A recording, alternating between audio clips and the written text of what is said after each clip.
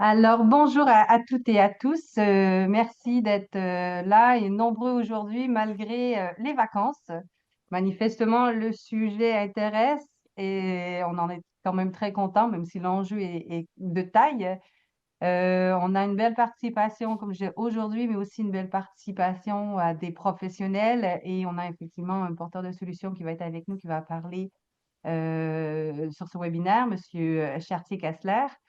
Donc, sans plus attendre, je vais effectivement vous partager mon PowerPoint, le support de présentation que j'ai préparé. Vous le voyez tous bien? Mm. Oui. Super. Donc, une série de webinaires que certains d'entre vous sont un petit peu habitués. Donc, aujourd'hui, on parle du zéro plastique à usage unique en tourisme, en tout cas vers le zéro plastique, hein. C'est une ambition qui est importante aujourd'hui. Donc, Interfilière, je vous rappelle toujours, c'est effectivement les trois têtes de réseau que sont l'UNAT Nouvelle-Aquitaine, l'UMI Nouvelle-Aquitaine et la Fédération d'hôtellerie de plein air, la NAPA. Donc, trois têtes de réseau qui travaillent à l'échelon régional sur des programmes, des projets transversaux de tourisme durable qui va toucher ces différents types de professionnels qui composent chacun de ces réseaux. Et on s'incorpore sur les webinaires dans le deuxième axe, l'accompagnement collectif des professionnels. Alors pourquoi effectivement on parle de plastique en tourisme? Parce que chaque année, l'humanité produit environ 430 millions de tonnes de plastique et la très grande majorité de ces plastiques sont d'une durée de vie très courte, excusez-moi. Et partout dans le monde, par exemple, on trouve souvent plusieurs déchets sur les plages.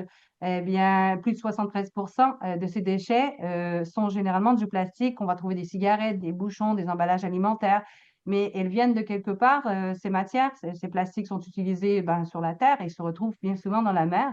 Et effectivement, il y a plusieurs plastiques qui rentrent dans nos établissements et qui en ressortent, bien entendu, pas forcément de la manière qu'on le souhaiterait, même si on peut instaurer finalement un tri dans sa structure des déchets. Donc, il y a peut-être parfois des solutions en amont, justement, dans la limitation des emballages lorsqu'on on achète effectivement du matériel pour son établissement, entre autres.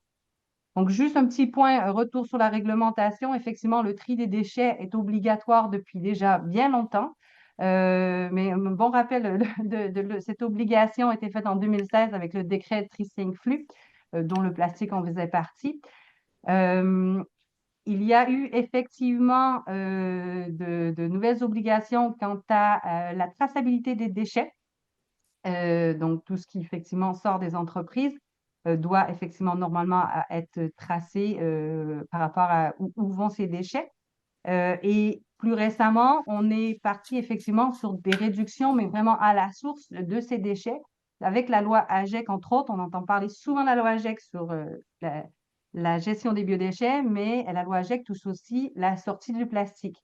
Donc, depuis, par exemple, 2020, normalement, il est interdit d'avoir des gobelets, des verres, des assiettes jetables en plastique pour servir effectivement à ces clientèles. Mais en tout cas, si effectivement c'est de la restauration sur place, la vaisselle doit forcément être réemployable, par exemple. Celle qu'on offre effectivement à notre clientèle. Il y a d'autres éléments comme l'obligation d'avoir une fontaine sur l'eau, proposer une fontaine d'eau à ses clientèles pour remplir les gourdes. C'est une obligation depuis 2022. Et effectivement, en 2040, il y a effectivement une interdiction entre l'objectif 2040, c'est d'interdire complètement les emballages de plastique à usage unique. Donc, ça nous touche. Ça touche tout le monde et ça touche effectivement nos professionnels, bien entendu, cette application progressive de la loi AGEC, entre autres. Hein. Je suis bien entre autres. Donc, pour parler de tout cela, nous avons trois professionnels. Donc, Karine Berlou, la directrice de l'auberge Hôtelia, Vincent Péruse, le gérant de l'hôtel Le Messet, le camping Les Châteaux avec Marina et François Chartier-Kassler de la société In-Off Plastic qui va effectivement nous parler des accompagnements qu'il peut faire. Et à la toute fin de ce webinaire, je vous présenterai effectivement une petite proposition qu'on va faire à nos professionnels afin d'accompagner un certain nombre sur la sortie du plastique à usage unique. Je vais passer la parole à Karine Berdoula, qui est la directrice de l'auberge de jeunesse Otelia. Oui, bonjour à tous. Donc, je suis Karine Berdola, je suis la directrice de l'auberge de jeunesse Otelia qui se retrouve à Blanquefort, près de Bordeaux.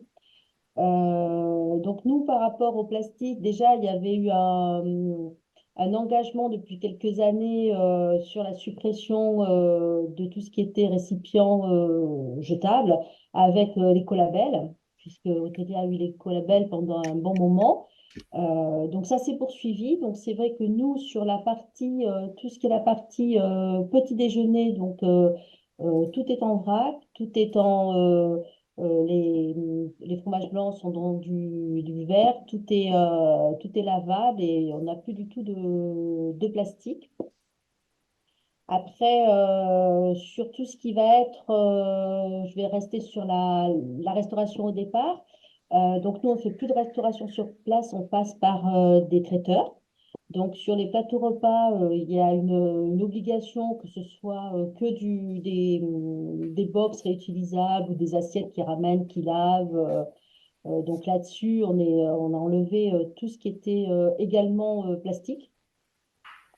Le petit bémol qu'on a encore, c'est nous qui faisons les pique-niques pour les groupes. Donc là, on a encore du mal à enlever parce qu'on a des groupes qui ne viennent que sur une journée. Donc là, c'est difficile d'enlever la petite bouteille en plastique, même si on insiste auprès des professeurs ou des encadrants à leur demander qu'ils amènent leur gourde. S'ils ont une gourde, on leur remplit. Ils ont aussi à disposition de l'eau fraîche toute la journée où ils peuvent remplir leur gourde. C'est un petit peu plus difficile. Et également sur les poches que l'on utilise. Alors, on va peut-être voir sur des poches craft, mais c'est moins facile à plier et à mettre dans les sacs à dos.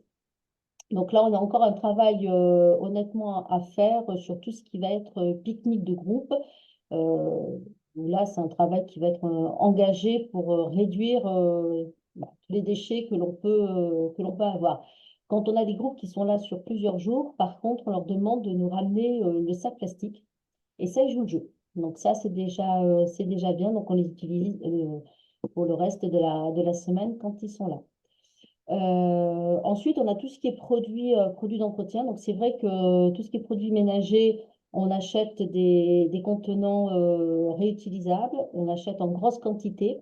Et on a également tout un circuit où l'utilisation des produits est diluée dans les bonnes quantités. Et donc, et on met, nous, après, dans des contenants réutilisables pour tout ce qui va être ménage, tout ce qui va être nettoyage des chambres et autres. Voilà, on essaie à notre niveau de réduire tout ce qui est vraiment plastique, tri. Bon, on a toujours à améliorer, ça c'est sûr. Mais on y arrive. Sur nos séminaires, il n'y a plus du tout de plastique depuis des années. C'est des bouteilles en verre, des verres en verre.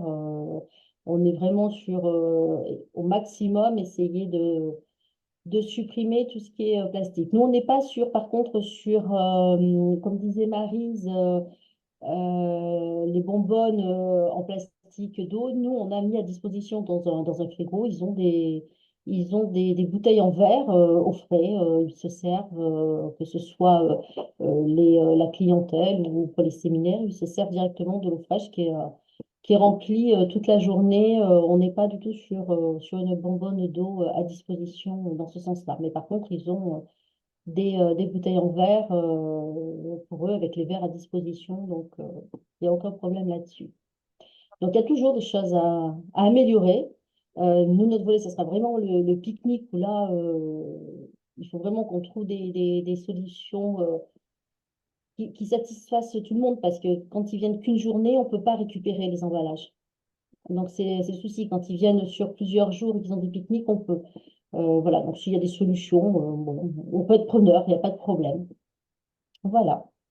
Merci beaucoup, Karine. Et Vous avez des effectivement, questions? j'ai évoqué la présence d'une fontaine à eau, mais ça peut être effectivement simplement accepter le remplissage des gourdes d'eau sur place, hein.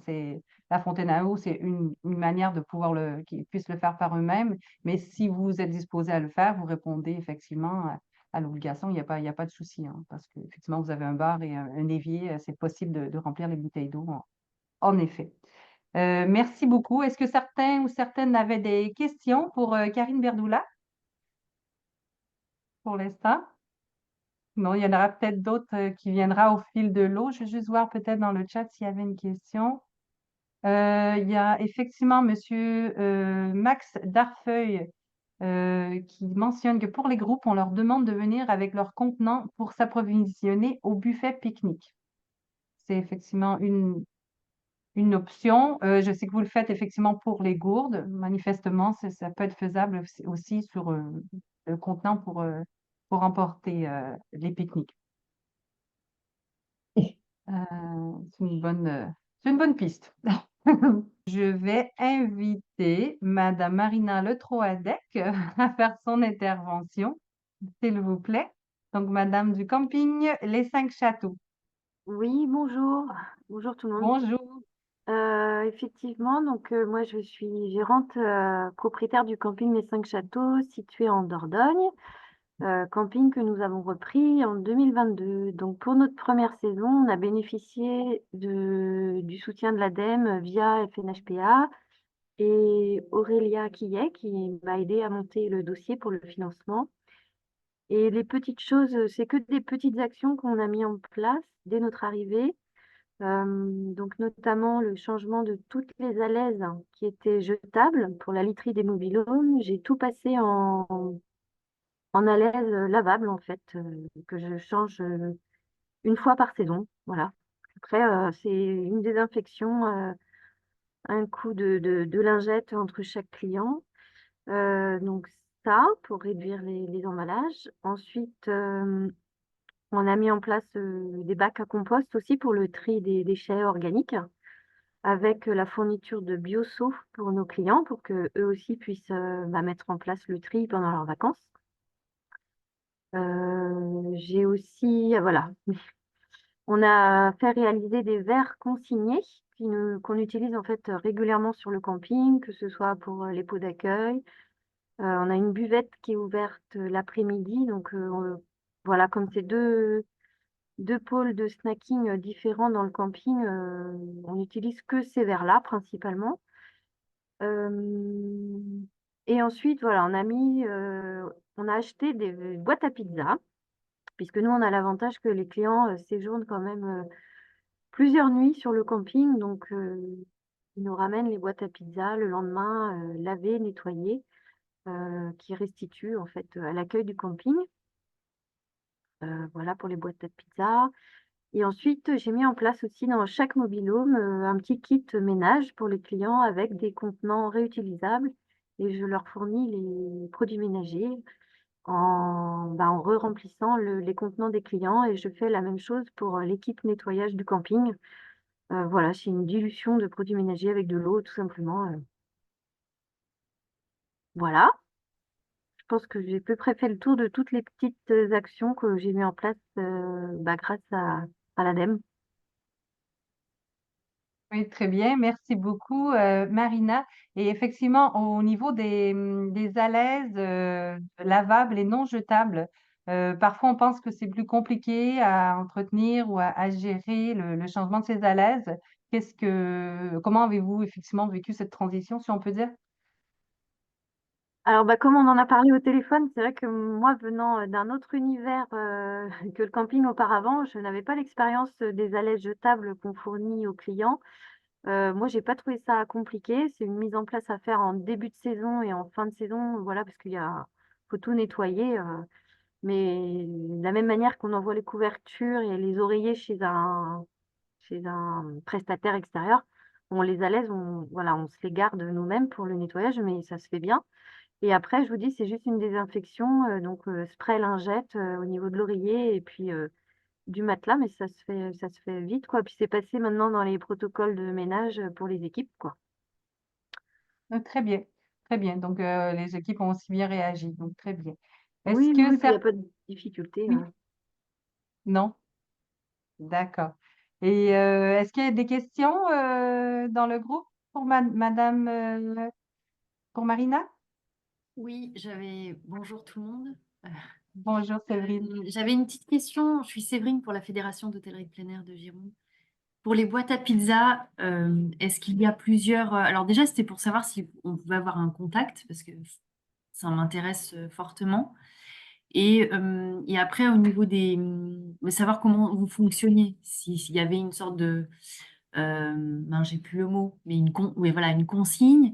Est-ce qu'il y avait plusieurs tailles? Comment ça fonctionne en fait? Alors en fait, il n'y a qu'une seule taille. Par contre, il y a différents coloris, comme on voit sur la Ouais. photo. C'est un fournisseur qui est basé en Belgique. C'est les boîtes, ça s'appelle Biwatt. Après, moi, je suis rentrée directement en contact direct. Je crois que c'est une jeune société hein, qui vient de démarrer. Donc, j'ai eu le gérant directement en ligne. Je lui ai demandé un devis voilà, pour les quantités que je souhaitais. Et après, donc, pour la consigne, alors je me posais ces questions-là aussi avant la mise en place. Donc, dans mon livret d'accueil, j'avais mis qu'il fallait une consigne non payante, mais qui me dépose, je sais pas, leur permis de conduire ou quelque chose. Et en fin de compte, dans les faits, c'est ingérable, enfin, voilà, au niveau du suivi. Donc, je me suis dit, alors, peut-être que j'ai une clientèle super, hein, mais j'ai eu 0 vol. Ils m'ont tous ramené les pizzas, les boîtes à pizza. Alors, parfois, c'est pas lavé, c'est vrai, faut l'avouer, mais ça se rince très, très bien. Mais j'ai pas eu de vol, mais voilà, parce que je pense que les gens, moi, ils restent plusieurs jours sur le camping, donc Mhm. ils vont se faire une pizza le mercredi soir. Je les vois encore le jeudi, le vendredi, le samedi. Voilà, après, il faut juste accepter. C'est comme les biosos, il faut accepter que on a un quota de perte tous les ans, quoi. Mhm. Ok, merci. Et vous envisagiez effectivement d'autres équipements comme ça? On en a un petit peu parlé effectivement en ligne, mais Ouais, je cherchais j'ai pas trouvé encore un fournisseur de boîtes burger et pour les frites. Alors les frites, c'est moins gênant parce que les gens, on demande aux clients de venir avec leurs propres ustensiles, leurs saladiers. Mais les boîtes burger, voilà, je cherche aussi, moi, un fournisseur. Les d'accord, très burgers, bien. Donc Aurélia on a va... mis un mot. Bibaz pour les burgers. Il y a un Bibaz, petit mot dans le chat. Aurélia a mis, oui. je regarderai. Oui, c'est une jeune start-up qui vient de se lancer en Nouvelle-Aquitaine, qui sort des boîtes, le même principe que les boîtes à pizza, mais du coup sur des boîtes lavables pour les burgers. Ok, merci. Super. Donc, je vais vous présenter rapidement l'accompagnement individuel qui va être proposé par l'interfilière. Donc, c'est un diag préco, en fait, qu'on souhaite proposer avec Innov Plastique. Donc, ce diag préco s'intitule vers le zéro plastique à usage unique en tourisme. Et l'idée, effectivement, vous aurez plus de détails, mais c'est effectivement de vous amener vers un plan de sobriété avec un diagnostic individuel sur le site et l'identification des plastiques à usage unique qui sont les plus présents dans votre établissement. Des fois, on sous-estime effectivement où est le plastique. Eh bien là, l'idée, c'est effectivement, via ce diagnostic, de les identifier et derrière de prioriser ces 15 plastiques les plus présents pour vous apporter des alternatives potentielles, des idées d'alternatives potentielles et derrière aussi déclencher une petite recherche d'aide financière qui pourrait vous aider à justement répondre à cette problématique, la présence des plastiques à usage unique là, dans votre établissement. Donc, c'est effectivement là, un tout nouveau partenariat, c'est une toute nouvelle action qu'on va proposer là, en interfilière. Ce sera à partir d'aujourd'hui, on a 10 professionnels à pouvoir accompagner et ce sera effectivement avec la société In-Off Plastique que nous travaillerons sur cette proposition. Donc, on n'a que 10 professionnels à accompagner. Ça semble peu, mais en même temps, on va voir effectivement si les professionnels s'approprient cette problématique, s'ils souhaitent y travailler. Et on verra à terme si vraiment il y a une bonne appétence, si on ne peut pas déployer plus largement ce type d'accompagnement individuel. Ça répond au premier axe d'action là, sur lequel on travaille en interfilière. On va inviter effectivement Monsieur Chartier-Kassler à faire son intervention. Je vous laisse faire votre intervention sachant qu'il faut être encore plus à l'écoute au vu de la proposition qu'on va leur offrir effectivement sur l'accompagnement individuel. Alors, donc très rapidement, je me présente, je m'appelle François Kassler, donc j'ai co-créé le cabinet de conseil Innov Plastique. Innov Plastique, on a été créé donc, il y a 4 ans. On accompagne les entreprises à déplastifier leur activité, donc à réduire l'utilisation d'emballages plastiques à usage unique. On travaille avec des entreprises de l'agroalimentaire, de la distribution et de l'hôtellerie. Euh, et donc, je vais vous présenter ce qu'on fait sur l'hôtellerie. Pour y arriver, je vous propose donc une présentation. Dans un premier temps, je vais vous présenter les enjeux de l'utilisation du plastique à usage unique. Donc, pourquoi est-ce qu'on parle de déplastification? Je vais ensuite faire le lien entre le plastique à usage unique et l'hôtellerie. Et dans un dernier temps, je vous propose de vous présenter la méthodologie avec laquelle on travaille avec les hôtels et quelques cas pratiques qu'on a déjà vus. En tout cas, bravo, parce que de ce que j'ai entendu, certains d'entre vous ont déjà beaucoup avancé sur le sujet et on fait des choses assez innovantes, notamment avec les emballages réutilisables. Vous êtes déjà mature sur le sujet, donc c'est un plaisir d'échanger avec vous sur ces enjeux. Donc sur la partie enjeu du plastique à usage unique, je vais pas en parler très longtemps. Je pense que vous savez déjà beaucoup de choses. Je vais juste vous présenter quelques chiffres qui sont assez marquants. Donc j'ai trois slides là-dessus. Donc ce qu'il faut savoir sur le plastique, c'est que la production du plastique au niveau mondial est en croissance exponentielle depuis l'existence du plastique depuis les années 50. Et la moitié de cette production, elle est utilisée pour faire des plastiques à usage unique. Donc en fait, la majorité de ces plastiques à usage unique sont des emballages qui ne sont utilisés par les emballages que quelques secondes à quelques minutes avant d'être jetés. Il est prévu que cette production continue de croître. Actuellement, pour produire le plastique au niveau mondial, on utilise 6% du pétrole. Et en 2050, il est prévu que 20% du pétrole mondial soit utilisé pour produire du plastique. On va continuer à en produire encore plus. Et donc, en fait, c'est le fait que la pétrochimie, en général, donc ce qui regroupe la fabrication du plastique, des engrais, des habits, devrait représenter en 2050 50% de la production du pétrole, alors que c'est un tiers actuellement. Et donc, en fait, cette croissance de la pétrochimie en général et du plastique en particulier, elle permettrait à l'industrie pétrolière de compenser le manque à gagner provenant de la réduction de la demande du pétrole pour l'industrie automobile, qui demain se verra quand même remplacer ses moteurs thermiques par des moteurs électriques. Voilà, ça c'est des chiffres de l'Agence internationale de l'énergie. Et donc la dernière slide, c'est pour montrer en fait le problème, c'est que actuellement la fin de vie du plastique à usage unique n'est pas viable. Actuellement, 72% des emballages plastiques au niveau mondial sont enfouis ou perdus dans la nature. 14% sont incinérés. Et en fait, il n'y en a que 14% qui sont collectés pour être recyclés.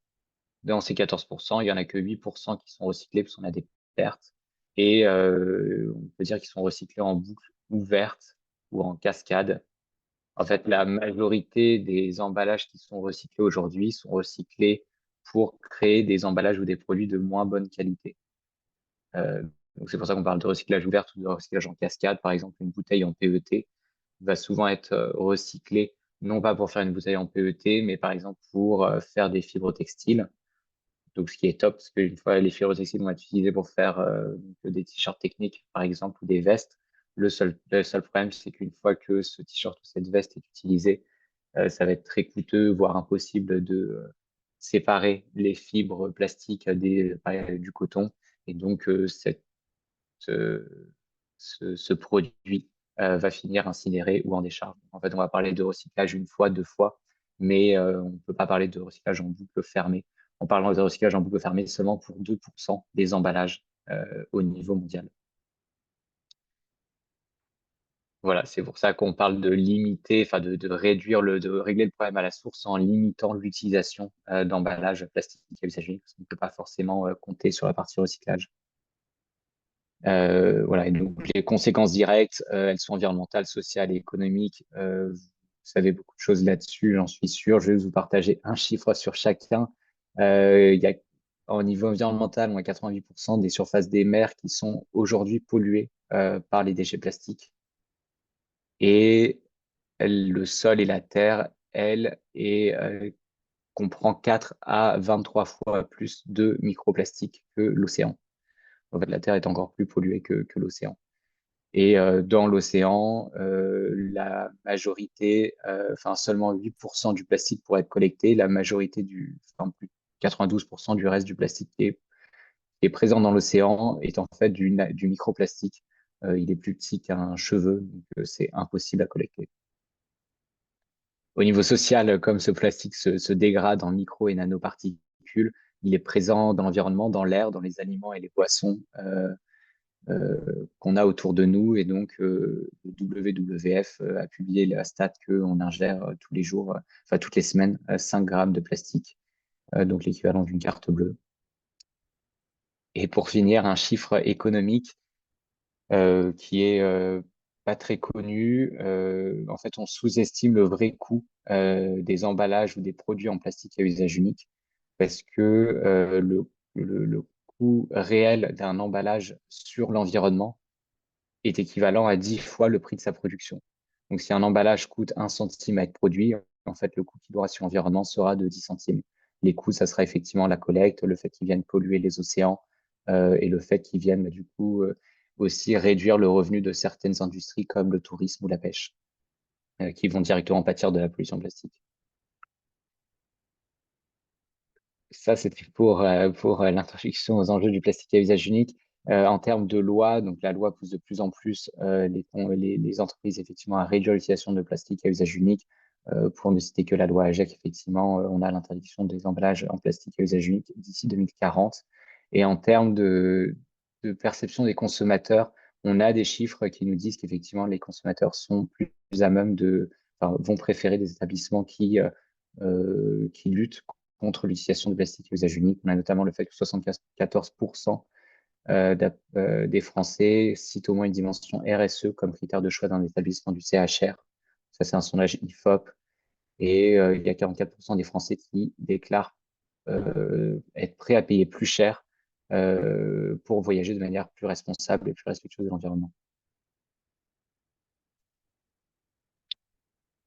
Et concrètement, le secteur de l'hôtellerie donc contribue à cette pollution plastique parce que le secteur de l'hôtellerie utilise des produits ou emballages en plastique à usage unique. Vous avez différents chiffres là-dessus que vous pourrez revoir.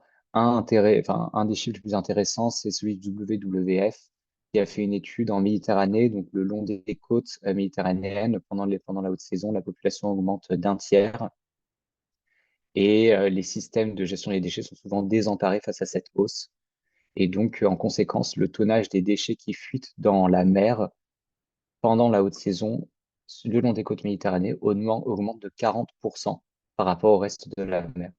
Donc, que les établissements hôteliers le veuillent ou non, utiliser du plastique à usage unique, en fait, peut en tout cas contribuer directement à augmenter les fuites dans l'environnement. Voilà, donc maintenant la partie plus positive. Déplastifier son établissement de tourisme peut générer en tout cas des gains financiers.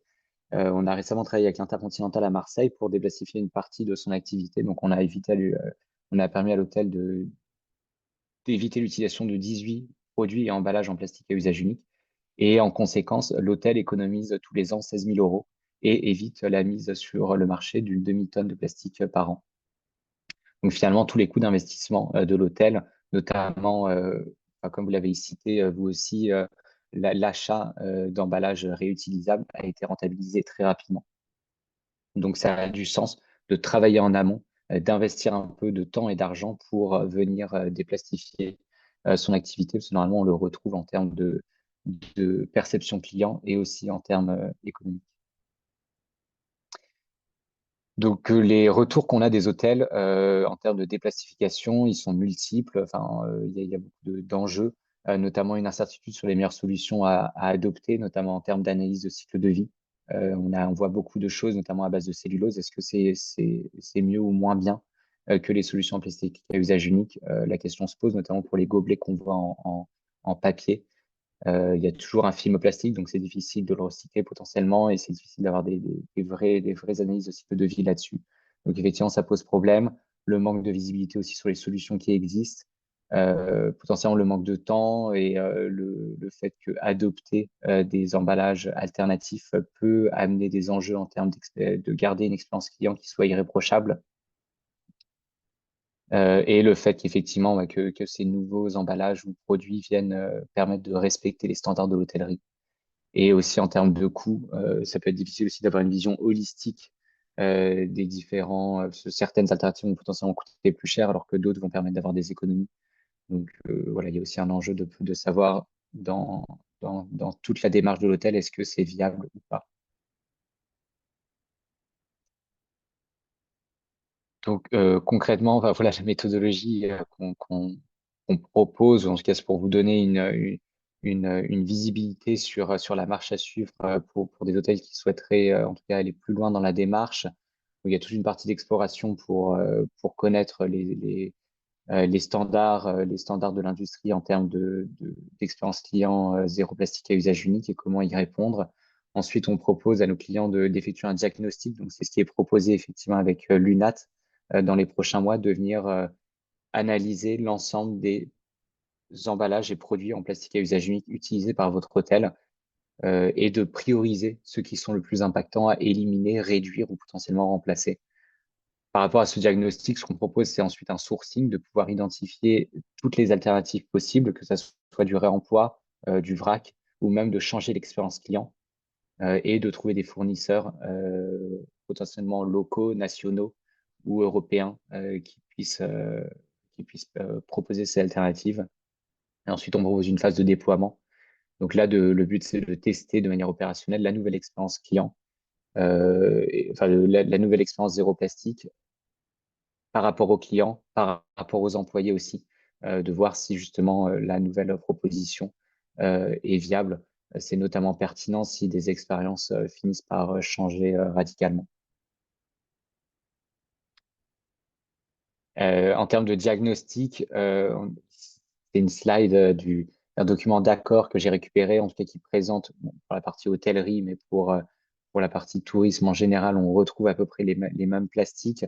Voilà en tout cas les différentes zones dans lesquelles peuvent être identifiés des plastiques à usage unique. Donc il y en a énormément là. Enfin, par exemple, dans l'Intercontinental, on a identifié une centaine de produits et emballages en plastique à usage unique qui sont utilisés. Donc il peut en avoir enfin, de toutes sortes. En tout cas, voilà les différents secteurs dans lesquels on peut les trouver. Ce qui est intéressant ensuite, c'est de pouvoir, une fois que cette audit a été fait, de pouvoir prioriser ces emballages et produits en plastique à usage unique. Donc, ce qu'on propose, nous, c'est de les prioriser par rapport au volume que ça représente pour s'attaquer, en tout cas en priorité, aux emballages les pires. Donc, de regarder les volumes, la recyclabilité, parce qu'il y a certains emballages et produits qui vont se recycler plus ou moins bien, de vérifier la perception des clients. Parce que certains emballages ne vont pas représenter beaucoup de volume et vont être très recyclables, par contre, vont être inacceptables de la part des clients. Ça commence à être le cas des bouteilles d'eau qui sont, en tout cas, euh, qui sont mises en lumière de nombreuses fois, que ce soit dans les articles de journaux ou de manière générale. Et ensuite, on vient aussi étudier le risque de fuite de l'environnement. Donc là, effectivement, plus un emballage ou un produit est petit, plus il y a une chance qu'il fuite, que ce soit directement dans votre hôtel ou ensuite dans les zones de collecte et de tri des emballages. Pour vous présenter rapidement donc, la démarche qu'on propose, ensuite on propose donc par rapport à ces emballages emballages ou produits qui ont été identifiés, de benchmarker des solutions et ensuite d'aller devenir chercher des fournisseurs et de les classifier en fonction de leur impact environnemental, des coûts, de leur localisation et de voir s'ils sont capables de répondre à vos volumes. Et la dernière phase, celle de déploiement, donc là, c'est pertinent parce qu'on réalise que les équipes doivent être formées aussi pour savoir du coup pourquoi est-ce que ces changements opèrent. Il peut avoir un besoin aussi de communiquer auprès des clients pour qu'ils comprennent pourquoi est-ce que certains produits ou emballages ne sont plus disponibles ou pourquoi est-ce qu'ils ont changé, pourquoi est-ce que l'expérience client doit changer. C'est également donc, ce que vous avez cité, le cas par exemple par rapport à des emballages réutilisables que vous allez mettre sur le marché, de pouvoir expliquer clairement que pour que l'hôtel, enfin pour que la démarche environnementale de l'hôtel fonctionne dans le temps, ces emballages ont été proposés, mais que du coup, pour que ça marche bien, on propose aux clients de jouer le jeu et de ramener ces emballages, non pas parce qu'ils ont forcément une valeur, mais en tout cas parce que sinon, si la démarche environnementale de l'hôtel perd toute sa valeur. Euh, donc, je voulais juste vous présenter pour conclure quelques cas qui ont été, enfin, en tout cas, quelques cas qu'on a relevés par rapport à l'intercontinental. Donc, c'est des choses que, en tout cas, certains d'entre vous connaissent déjà parce que vous avez déjà présenté ces choses-là. En tout cas, par rapport au vrac, en tout cas, l'hôtel avait préalablement ces sachets en plastique. Il les avait aussi en papier. On retrouve les mêmes, en tout cas, tant que le sucre est, est en grains dans un sachet. En fait, le sachet comporte un film, un petit film en plastique. Donc, on a soit du plastique tout court, soit un papier avec un film à l'intérieur. Et donc, le recyclage peut être problématique, en tout cas, si on a ce papier avec un film. Et si c'est du plastique tout court, c'est aussi problématique parce que c'est des plastiques qui sont tellement petits qu'il y a un risque de fuite dans l'environnement et que normalement, ils ne sont pas recyclés. Et donc, on a proposé à l'hôtel de remplacer ces dosettes par soit une sucrière, soit, donc ça, c'était la sucrière, c'était pour la partie restaurant, et également par des carrés de sucre. Euh, donc là, si le sucre est en carré, il n'y a pas de film plastique sur le papier. Donc, on a vraiment un emballage 100% papier. Et donc, ces carrés ont été utilisés pour remplacer les dosettes en chambre. Et ce qui est intéressant ici, c'est que le sucre en vrac, en tout cas d'après nos calculs, était en général 40% moins cher que le sucre acheté en dosette. Donc il y a des vraies économies. Et en tout cas, ces économies ont permis notamment à l'hôtel de rembourser l'achat des sucrières réutilisables en 7 mois. Et un deuxième exemple, c'est celui du thé. Donc pareil, l'achat du thé en vrac coûtait également environ 40% moins cher que le thé en dosette. Le thé en dosette, c'est aussi potentiellement un sujet de contamination de microplastiques parce que ça dépend des sachets, mais en tout cas, certains sachets sont fermés avec des cols et ces cols-là sont souvent en plastique. Donc, le fait de faire infuser ce sachet va potentiellement euh, amener à avoir des microplastiques dans le thé. Donc, il y a tout un sujet aussi sur le sachet en lui-même. Mais là, par exemple, donc l'achat du thé en vrac, c'est ce qu'on va proposer à l'Intercontinental et effectivement, ils l'ont remplacé pour le petit déjeuner. J'imagine que certains d'entre vous l'ont déjà fait. En tout cas, certains d'entre vous en ont déjà parlé là pendant ce webinaire. L'intérêt, c'est que du coup, c'est beaucoup moins cher. Et donc là, pareil, s'il y a besoin d'acheter des théières réutilisables, ce coût peut être rentabilisé assez rapidement avec les économies qui sont faites via le fait d'acheter du thé en vrac. C'est le même sujet, effectivement, pour les produits d'entretien, les produits d'hygiène. Il y a énormément d'économies qui peuvent être amenées ici. Et ce qu'on a vu avec l'Intercontinental, c'est que ça peut demander des changements aussi auprès du personnel, mais souvent, les changements sont minimes. Et dans tous les cas, il y a aussi une question de voir si ces changements peuvent être justement rémunérés avec les économies réalisées. Voilà, je vais finir la présentation. En tout cas, donc je vous ai présenté les enjeux qu'il y avait en amont de rentrer dans sa transition. On a aussi eu un retour sur certains enjeux d'hôtels qui ont transitionné, notamment Intercontinental. Il y a un enjeu, en tout cas, de maintenir cet engagement dans le temps. Au fur et à mesure, donc au fur et à mesure que les changements ont été faits, effectivement, pour qu'ils puissent rester pérennes, il y a un besoin de maintenir la connaissance du personnel sur les enjeux plastiques afin que le personnel puisse comprendre la démarche de l'hôtel, s'il est amené à changer, s'il y a des nouvelles personnes qui viennent, de comprendre pourquoi est-ce que l'hôtel s'est lancé dans cette transition zéro plastique à usage unique, que le personnel puisse aussi répondre aux questions des clients et puisse communiquer sur la démarche de l'hôtel auprès des clients, des fournisseurs, des partenaires, aussi potentiellement pour challenger les fournisseurs et leur demander de nouvelles solutions plus performantes. Et en dernier lieu, il y a aussi un besoin pour que justement il y ait un suivi permanent qui soit effectué pour vérifier que les pratiques sont bien en adéquation avec les ambitions de l'hôtel. Si l'hôtel commence à communiquer sur du zéro plastique à usage unique et que dans le temps certaines pratiques changent, il peut avoir une certaine dissonance. Donc voilà, donc ce qu'on voit, c'est que les employés peuvent eux-mêmes devenir des ambassadeurs et pousser aussi à amener des nouvelles idées pour que l'hôtel aille plus loin dans sa démarche. Voilà, c'est tout pour moi. Je reste à votre disposition si vous avez des questions. Merci beaucoup, François. On a une question dans le chat, effectivement pour vous, donc de Joaline du Victoria Garden, concernant le thé en vrac. Comment gérer pour les hôtels avec beaucoup de chambres, nettoyage du coin thé régulier, Oui, c'est nettoyage une des bonne boules de théière. question. C'est une bonne question. Pour s'il y a beaucoup de chambres, en tout cas de ce qu'on a vu, ça peut être un vrai enjeu d'avoir du thé en vrac dans les chambres, notamment en termes d'hygiène. Effectivement, on ne sait pas forcément, enfin, on ne sait pas ce que les clients ont fait avec ce thé. Donc, ce qu'on a, en tout cas pour les hôtels qu'on a pu conseiller, on a surtout conseillé d'avoir du thé en sachet dans les chambres. Et là-dessus, il y a vraiment des alternatives, en tout cas made in France, avec des thés qui sont 100% coton, qui sont cousus avec du coton. Donc, il n'y a vraiment aucun plastique là-dedans. Donc, ça, c'est en tout cas une des recommandations qu'on aurait. Sinon, ça peut être intéressant aussi d'avoir un coin thé par exemple, au sein d'un étage. Et donc là, si c'est un cointé pour plusieurs chambres, ça peut être plus facile, en tout cas pour le personnel, de gérer ce cointé. En tout cas, dans chaque chambre, c'est vrai que ça peut devenir très, très compliqué. Ok, merci beaucoup. Aurélia, effectivement, mentionné, mais c'est en lien avec la dernière intervention, hein, deux entreprises qui créent aussi des boîtes à burgers, donc Bibaz et BeWhat. Tu vas en parler un petit peu, Aurélia?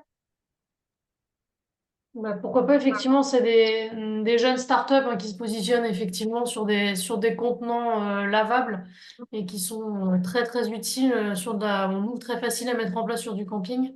On en a de plus en plus de structures qui mettent en place sous forme de consignes et effectivement les clients ramènent ensuite la boîte à burger ou la boîte à pizza au niveau du snack. Ça se met en place facilement et c'est des contenants qui sont quand même solides, faciles à laver et faciles d'entretien.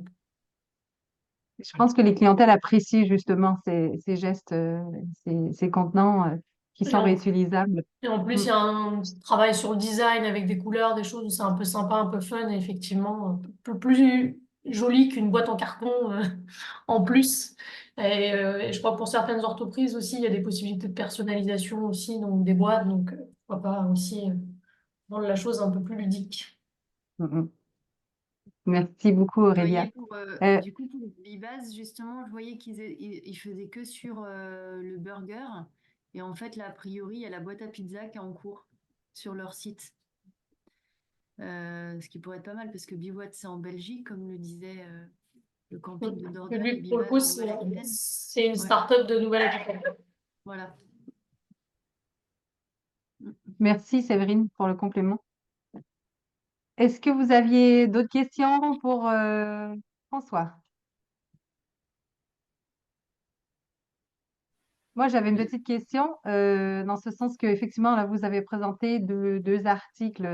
Bon, le sucre, ça peut sembler effectivement assez anodin, mais au final, il y a pas mal de plastiques qui sont dans les établissements, ne serait-ce que sur les emballages de sucre, comme vous avez évoqué, et le thé.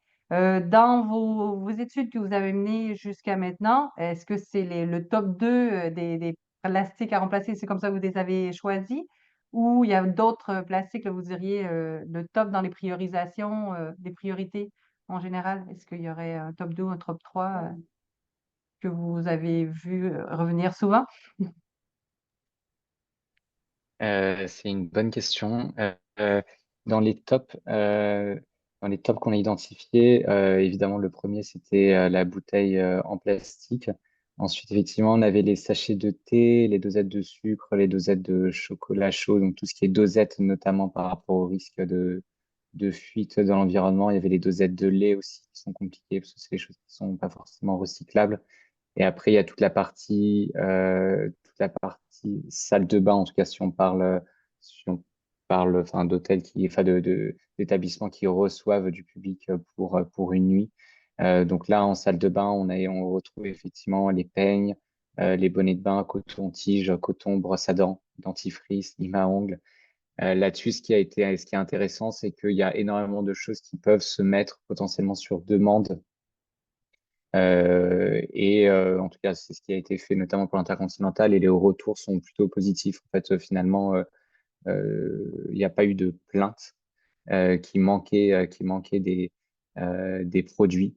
On a aussi travaillé là-dessus avec de la communication pour faire comprendre enfin, aux clients pourquoi est-ce que certains produits avaient disparu, en tout cas qui sont disponibles et que le staff peut les amener en chambre facilement. Et en fait, avec ces communications, finalement, les volumes ont drastiquement réduit sans diminuer enfin, le contentement des clients. Et ensuite, il y a énormément de plastiques à usage unique qui sont identifiés dans dans le back-office en cuisine.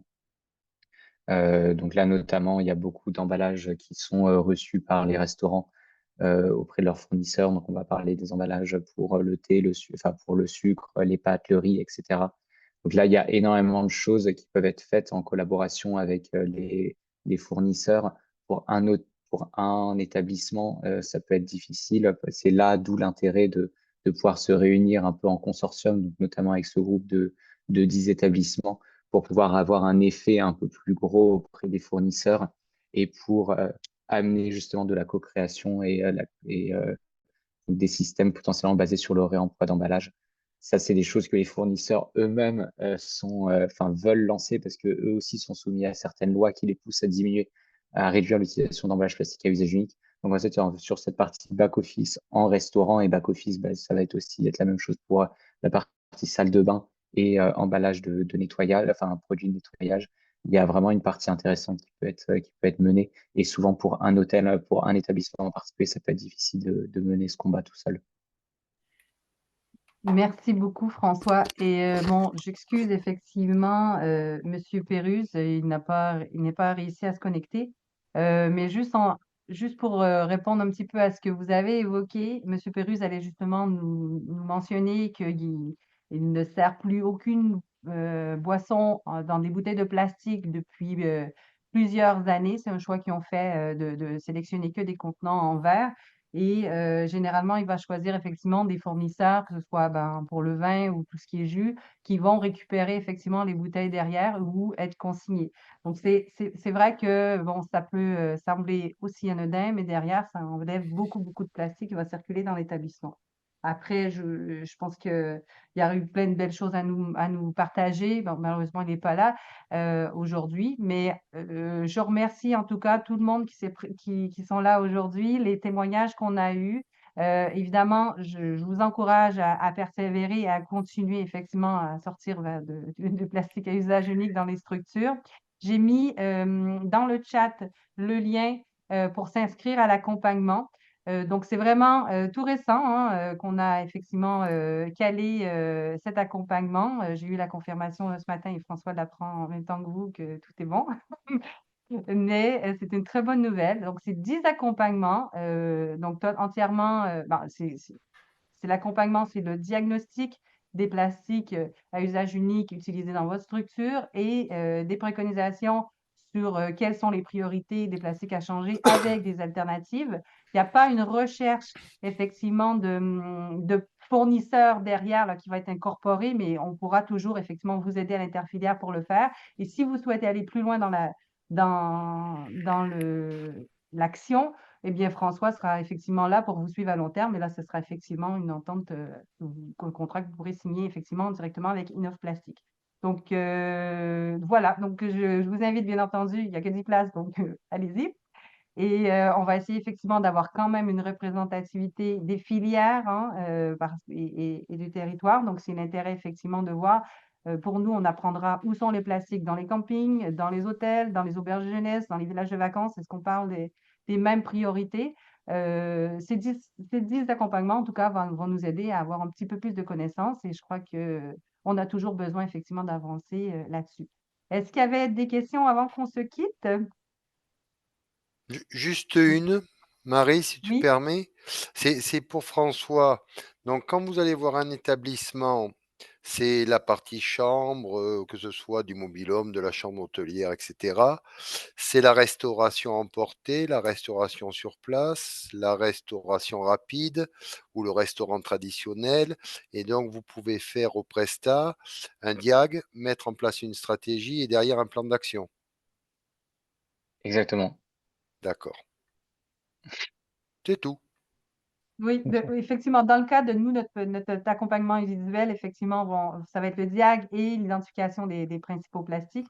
Donc, tout, effectivement, la mise en œuvre du plan d'action ne fera pas partie du diag préco. Mais c'est déjà un bon début. Et, euh, et voilà. Donc, je suis désolée pour les petits soucis et l'adaptation qu'a demandé ce webinaire en début. Merci d'avoir été présent et à l'écoute. Et on vous renverra le replay si jamais certains collègues veulent effectivement écouter le webinaire en replay. Et voilà. Je vous souhaite une très belle fin de journée.